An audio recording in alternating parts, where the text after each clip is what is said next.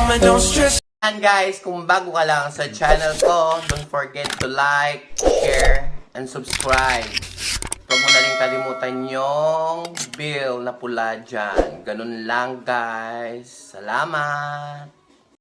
Hello guys! Good afternoon everyone! So ngayon magluluto tayo ng sinigang na alimango. Ayan.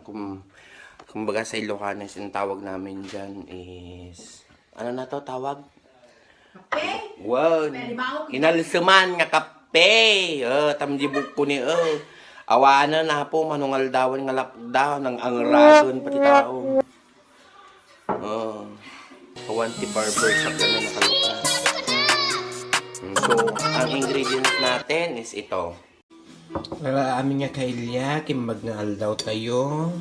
Amin nga Ilocano, si datay tatati papaya nga binuguungan. Kan tayo iti kape. Alsuman tayo data. Kamsat. No broken jilaya.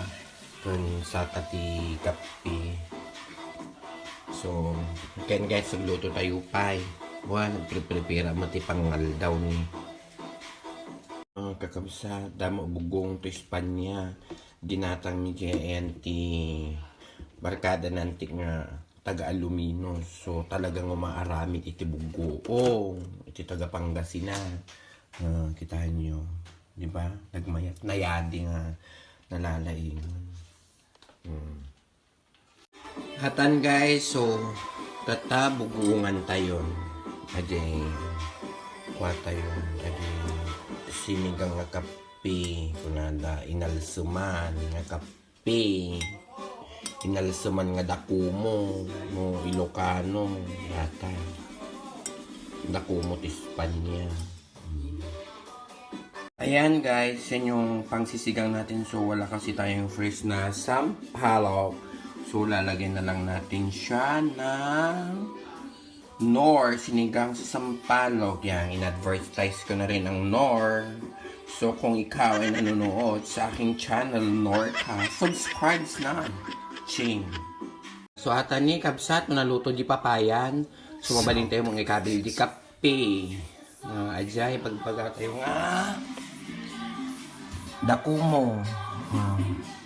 Diba? So, mabalinan. So, ayan guys, luto na ang ating sinampalukan na alimango sa Ilocano. Inalsuman nga dakumo. So, ayan guys. So, pwede na tayong kumain.